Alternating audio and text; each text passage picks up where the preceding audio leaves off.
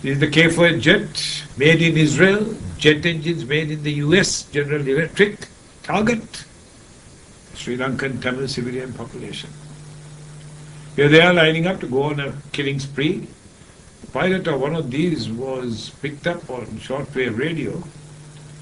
With a question being asked, he was asking base. He had one bomb left. And he said, "What shall I do?" Response from base was, "Drop it anywhere." And that he surely did. This near bankrupt country, Sri Lanka, this year's budget deficit being 250 billion rupees, has a dozen of these K4 bombers. For what? To bomb its own people.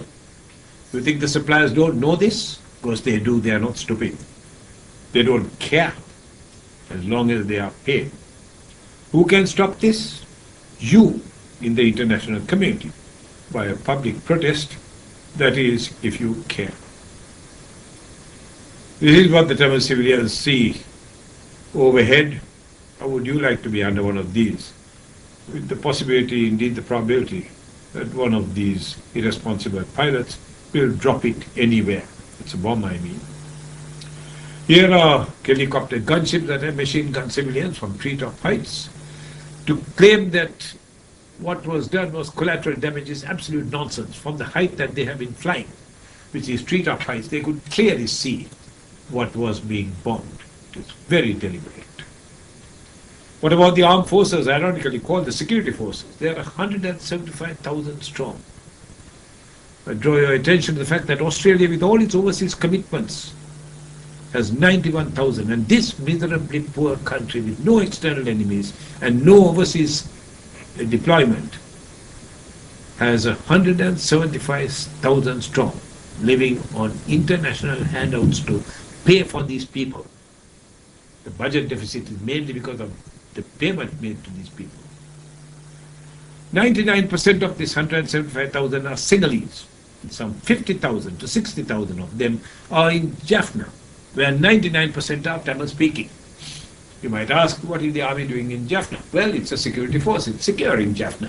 Securing Jaffna from whom? From the Tamils. Well, you don't need to secure Jaffna from the Tamils. The Tamils are not going to run away with Jaffna. It has nothing to do with security. It is an army of occupation. They are to harass, intimidate and bully and terrify the people of Jaffna, to force them to accept Sri Lanka as a singular Buddhist nation. These security forces are the main cause of insecurity and violation of human rights of the Tamil civilian population in the north and the east. And they will continue to be there unless you ask the hard questions as to what is the army doing in the north. He has been spared in the north and the east. Schools, hospitals, churches with hundreds inside. You see some of this. Hindu temples called Kovils, markets, the Jaffna Public Library, homes, businesses. It is all fair game as long as it is Tamil. Here the Nawali church in Jaffna, bombed, as you can see. The inhabitants of the church, the area, were asked to take shelter in places of worship, which I hope a church is, and then the church was bombed. 120 dead in this single act of state terrorism. This is the Hindu Kovil, these lovely structures. This does not do justice to these beautiful structures. They have been bombed. Up to 1990, 1,607 Hindu temples have been destroyed in the north and the east, damaged or destroyed. Last couple of months ago, the people who worked in a Kovil and slept overnight in Rajapaksa's regime were assassinated, including a Hindu priest, not the first either. Hospitals have been destroyed. 32 have been destroyed up to August 2002. This is the WHO report. They are not my statistics. And many more since. This is the Jaffna Public Library, Public Hospital, the tertiary referral hospital in which I have taught. The Sri Lankan army thought nothing about shelling this hospital. Many more have been destroyed since. When the hospital becomes too dangerous for patients and staff, the hospital is abandoned. I might remind you that this is an area which is desperately in need of medical care. And here we see hospitals abandoned. Jaffna Public Library was set fire to. This is one of the finest libraries in South Asia. It had some 96,000 volumes of, particularly of Tamil culture.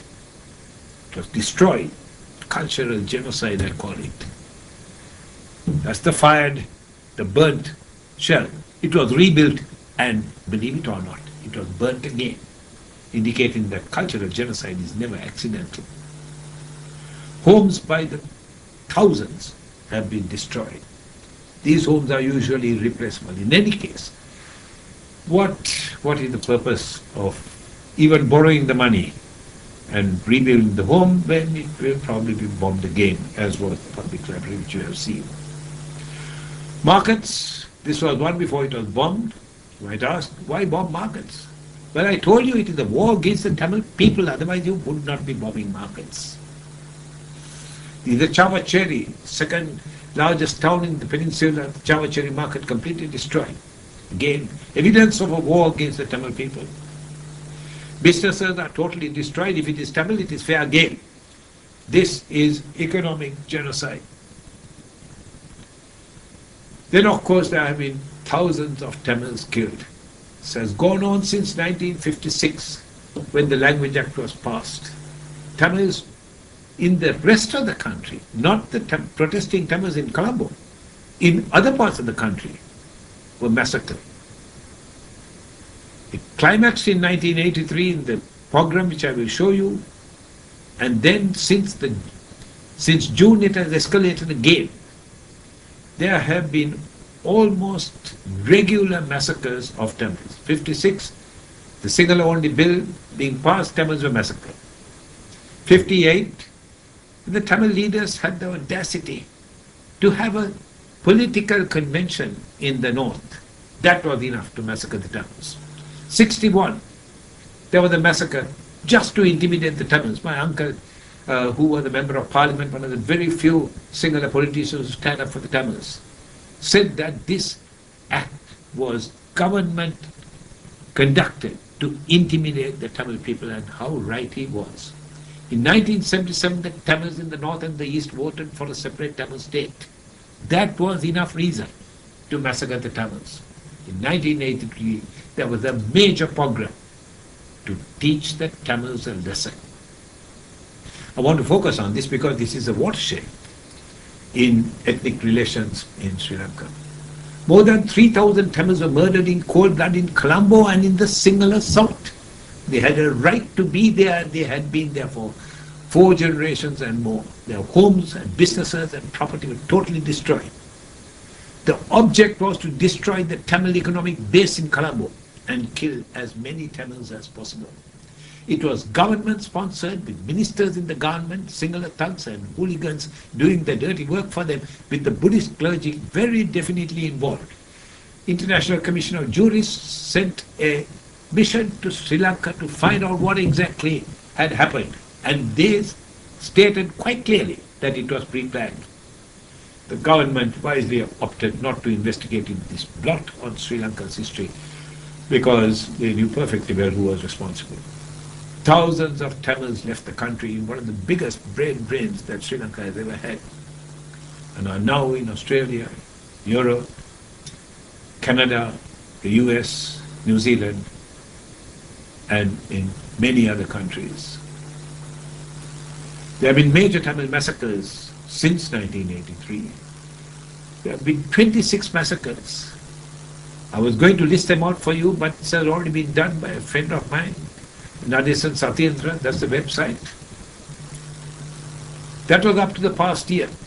And there have been even as many, if not more, than this in the last year. But I'll get on to that later.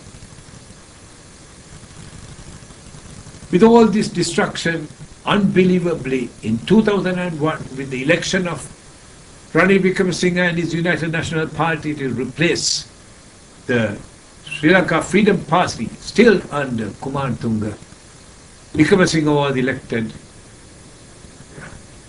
Prime Minister. And the Tamil Tigers signed a peace pact with the new